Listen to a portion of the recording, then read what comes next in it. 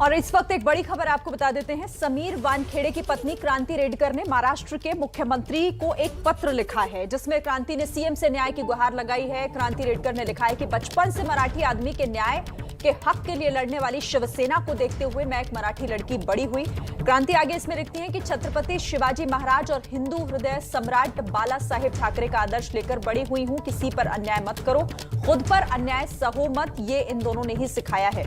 इसीलिए आज मैं अकेले मेरे निजी जीवन पर हमला करने वाले लोगों के खिलाफ मजबूती से खड़ी हूं और लड़ रही हूं। तो क्रांति रेडकर समीर वानखेड़े की पत्नी, जिन्होंने मुख्यमंत्री को यह पत्र लिखा, उसमें उन्होंने आगे ये भी लिखा कि आप हमारा नेतृत्व कर रहे हैं और मुझे आप पर पूरा भरोसा है। आप कभी मुझ पर और मेरे परिवार पर अन्याय नहीं होने देंगे।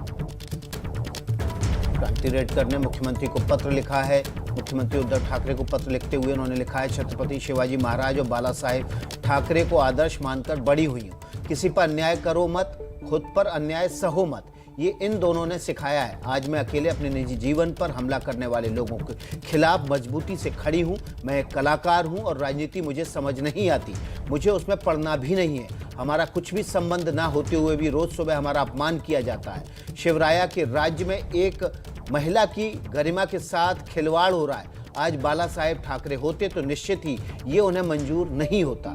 आज बाला साहेब नहीं है, पर आप हैं, उनकी परछाई हम आप में देखते हैं।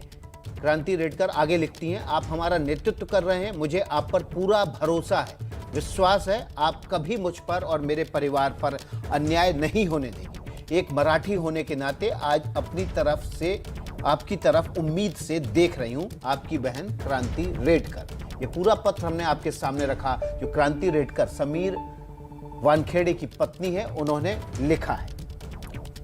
इस पर बातचीत करने के लिए जितेंद्र दीक्षित हमारे साथ इस वक्त जुड़े हुए हैं। जितेंद्र, इससे पहले भी क्रांति रेडकर अपनी बात रख चुकी हैं मीडिया के सामने आकर। वो कह चुकी हैं कि किस तरीके से उन्हें और उनके परिवार को निशाना बनाया जा रहा है। अब सीएम के नाम ये पत्र।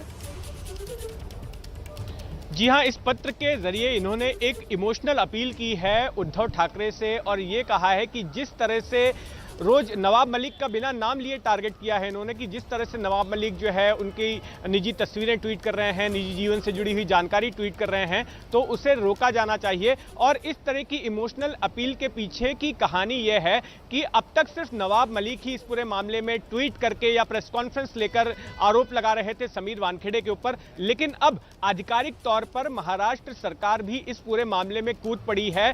कल ही के दिन जो आरोप प्रभाकर सैल नाम के एक गवाह ने, जो क्रूज मामले की जो जांच हो रही थी उसमें जो पंच विटनेस था प्रभाकर सैल, उसने जिस तरह के आरोप लगाए थे, उन आरोपों के आधार पर मुंबई पुलिस ने जांच स्थापित कर दी है और एसीपी रैंक के एक अधिकारी को उस जांच का मुखिया बना दिया है, जिसके अधीन ये जांच होनी है।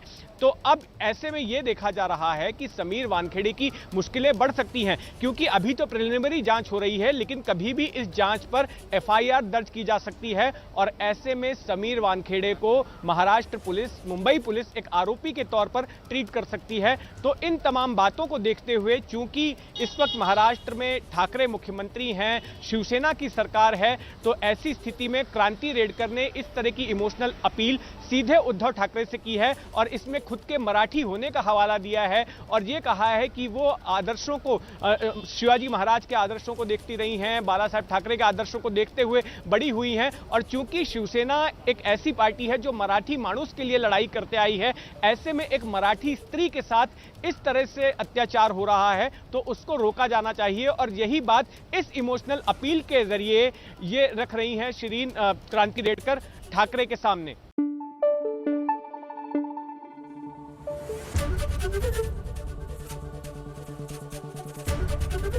एबीपी न्यूज आपको रखे आगे।